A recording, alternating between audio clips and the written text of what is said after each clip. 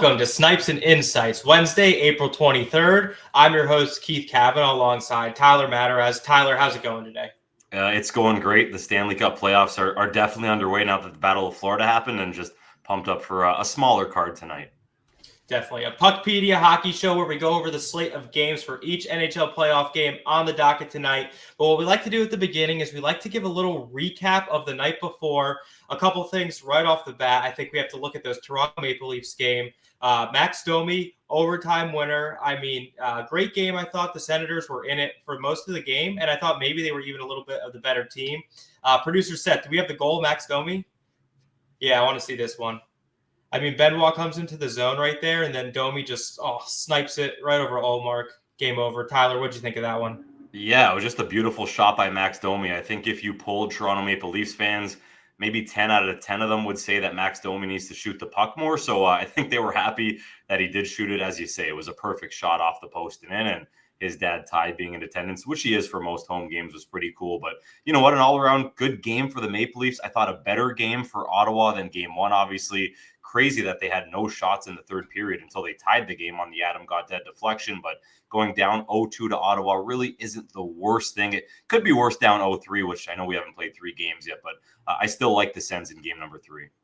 100%. And I also like this clip, if Seth can pull it up, of Coach Mark Savard on the bench here. You see Chief here, Craig Berube. In game one, Savard got really hyped at a goal or first period. Kind of told him to cool his jets a little bit, take it easy. We're in the playoffs, have some composure. So then what happened last night? The Maple Leafs scored, and Savard, just a little pump, fist pump right there. What'd you think? Any thoughts on that? Oh, Savvy is so funny. He used to do taping to twigs with Savvy, which was like a great little YouTube thing that he did. So always reminds me of that. But hey, if you're an assistant coach, you can't get that fired up, I guess. Craig Berube isn't the guy to get really, really excited. So he's probably just like, Savvy, calm down a little. And there was a shot actually after Domi scored the OT winner. He kind of went back to being really, really excited. But I think Chief understandable. All right, it's an OT winner. It's fine. And then the other game last night, I want to go to the one that surprised me the most. It was the Minnesota Wild and the Vegas Golden Knights. Minnesota put a beat down on Vegas, 6-2. I think it ended. I was probably asleep by the time the game ended because it ended around 1:45 a.m. Eastern Standard Time. But holy crap, Kirill Kaprizov, man. What a game from this guy. And Seth, if we could cue up that pass that he had last night on the Boldy goal, I mean, this thing was just incredible. Yeah, this was sauce, Keith, and we'll see it here in a second. But, man, Kirill Kaprizov, like, what else is he going to do to amaze us? Like, I don't even know what else he could do. He comes back from his long time being out with injury, and he scores a couple goals. I know Joel Eriksson Ek in that one regular season game kind of overshadowed him and scored 4 goals. But, man, the sauce to Matt Boldy was great. He scored a couple, including like a 185-foot empty netter. And I don't think I was that shocked that the Minnesota Wild won that game. I don't know about you, Keith, but like going back to Minnesota, I didn't expect this series to be 2-0 Vegas, and I don't think Wild fans did either. Yeah, maybe we don't have the clip. I don't know. I thought we did. No big deal there. And then we don't really have to talk about the Hurricanes-Devils game. I didn't think it's worth talking about, so we could probably just keep it moving without talking about the Devils got to score more, Keith. They gotta score some more goals if they want to get in this series. That's pretty much it. I know I was a little disappointed with Timo Meier, and granted, he has a lot of like high-quality chances, but this one right here, is it hard to put that in the net? Absolutely. Bouncing puck. But, man, this guy's paid $8.8 million a year, more than Jack Hughes, more than Nico Hischier, more than Jesper Bratt. You want him to show up in the playoffs, not only underlying numbers, but you need him to produce and get on the score sheet. And I think that's the biggest frustration with Devils fans right now. Yeah, they all want to see it become Timo time. I do too. I want this series to go more than 4 or 5 games, but the play we saw there, that's just a tough play with a bouncing puck. I think maybe even Jack Hughes would have had that thing bounce over his stick. You almost got to get lucky to hit it as it bounces a little up and maybe kind of bat it out of midair. But the New Jersey Devils just have to generate more scoring chances. Will it be easier when they're going back home to New Jersey? I don't know, but something's got to change. Like the top 6 has to start clicking or else this might be a sweep, which is crazy. Don't say that. It might be. It might be. Yeah, we'll see. All right, so let's just go right into the slate of games for today. This is our first day where we only have 3 games on the docket. Let's start over in the Eastern Conference. We have Game 2 between the Washington Capitals and the Montreal Canadiens. Our friends at CoolBet are providing us with the betting odds and over-unders. Stay cool, bet responsibly. Know that the odds are subject to change throughout the day. But right now we're looking at the Washington Capitals at -182 on the money line tonight. And we have the Montreal Canadiens +153 underdogs. The over-under is set at 6 goals. The biggest lineup thought tonight is, will Alexei Protas be back in the lineup? So we're looking at the morning skate today. The beat writers were saying that he took more reps than he had been in the last few practices, and he was also in a normal practice jersey. Right now, it looks like Anthony Beauvillier is still slotted on that top line. We'll see if that changes as we get closer to game time. And we'll talk about Beauvillier in a second. I thought he was incredible last game in game 1. I think Montreal is going to be status quo. For me, I think Montembeault and Thompson still in net on both sides. Anything catch your eye here on the lineups, or is this about what you expected? Well, to your point about Protas, we all want to see him play. He has such a tough injury to come back from. It's a skate cut on like the top of the foot, so you never know how that thing is going to act when it goes in the boot of a skate. So we hope Protas plays. If so, maybe Beauvillier does drop, even though he played great last game, and maybe a guy like Taylor Radish is a healthy scratch. On the back end for Washington, Alex Alexiev, who was like a healthy scratch all season. All of a sudden, Martin Ferravari's out for the entire playoffs, and Alexiev's playing great. He has no teeth left, Keith. Like, I don't even know what's going on with Alex Alexiev. He needed like dental surgery late that night after game 1. So this guy's an absolute monster. And on the Montreal side of things, I just expect what we saw in game 1, like a Caulfield or a Suzuki to step up. We'll see if they can do that again. But after the Habs tied that thing in the third period and sent it to overtime, I think this is the series where we really don't know what to expect game in, game out. And I hope it's the same way tonight. A couple things on the Habs side, too. So we look at that top line with Caulfield, Suzuki, and Slavkovsky. They had 16 shot on goals and 25 shot attempts at 5-on-5 in game 1. They also contributed the only 5-on-5 goal for the Canadiens. I think if the Canadiens want to have any success in this series, they're going to need lines 2, 3, and 4 to help produce a little bit more offensively. We look at Demidov, right? He didn't really have the greatest game, and obviously he's a rookie. He's jumped into a situation that's difficult for someone young to like slide into and be successful. But at the same time, if the Canadiens are going to have any success this series, they're going to have to lean on those kind of players. And then on the flip side for the Washington Capitals, Anthony Beauvillier, who's been bounced around to like 4 different teams in the last couple of years. I mean, he's on Chicago, Vancouver, Washington. I'm probably missing 1 or 2 more.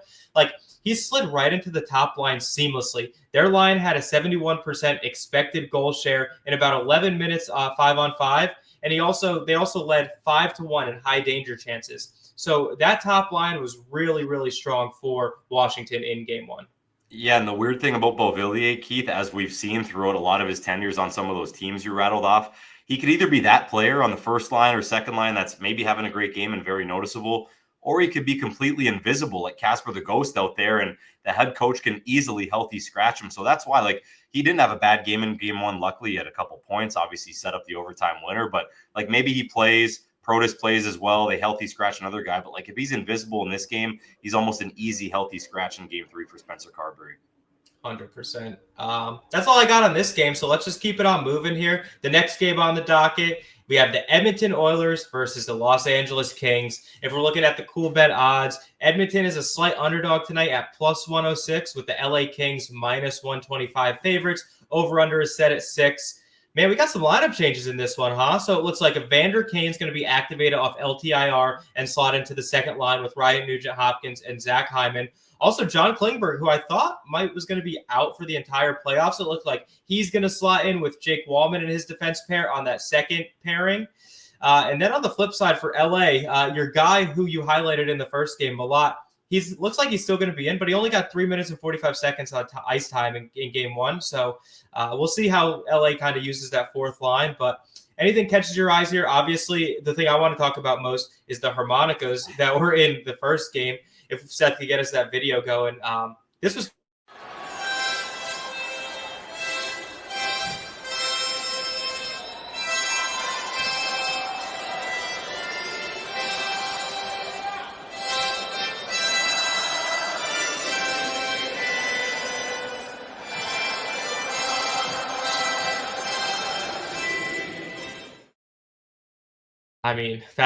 that was something. I heard, though, the rumor is that they declined an invite to game 2. There still might be some backdoor deals for the Kings fans. Really seem to want them. Good vibes. I mean, we had a crazy game 1. What are your thoughts here originally? I know you want to jump right in on Stuart Skinner. Yeah, for sure. But quickly on the harmonica anthem, like, I hope no one missed that because that was hilarious. Like, they panned to some of the players. think the only player that looked pretty entertained was Andrei Kuzmenko, but are we shocked? Kuzmenko's that kind of guy, and I feel like he really, really liked it. Stuart Skinner, I said a couple shows ago, he might have a short leash in the playoffs. You think after allowing 6 goals, I know a couple were his fault, a couple weren't, but like tonight, Keith, let's say the LA Kings go up 2-0 in the first period. Calvin Pickard's in the game. Like Stuart Skinner isn't going to last more than 2 goals if it's an 0-2 down for the Edmonton Oilers. So yeah, I think the leash got even shorter after that game, but it wouldn't shock me if the LA Kings come out after a disappointing game. I know they won it, but like to give up that 5-2 lead in the third period, like I know it's the best player in the world, but Connor McDavid really just took over that hockey game. And then obviously a little knuckler by Phil Deneau wins the hockey game in regulation. But an outstanding game 1. And Evander Kane, interesting to see what he does. It's his first game of the entire season. He hasn't played since last year in the postseason. So we'll see how he jumps into the lineup and how many minutes he gets. And John Klingberg, I guess he's an upgrade on Josh Brown, who is not so great out there at times. We've seen that throughout his career, but we'll see how John Klingberg does in some playoff action. Another thing, too, is it looks like McDavid and Draisaitl will start together on the first line. They played 6 minutes and 28 seconds at 5-on-5 in game 1. They actually had 13 minutes together in all strengths due to all the power plays that they had. But I think that's going to be interesting to see how long Coach Knobloch keeps them together, or if he decides to split them, if LA's kind of putting all their defense on them. We look at how they lined up defensively last game. Anderson and Doughty played about 9 minutes at 5-on-5 against Connor McDavid, and the minutes were split 50-50 with a slight edge to LA in those minutes. So I think that's interesting. To me, I want to see this McDavid effort, though. I mean, this guy was absolutely ridiculous. If Seth can kind of roll this video, I think that Connor McDavid, I mean, if you look at just how he gets around Anze Kopitar, who's one of the best defensive forwards in the league, that looked like the easiest thing ever. That looked like a traffic cone. And then here again, he does the same exact thing.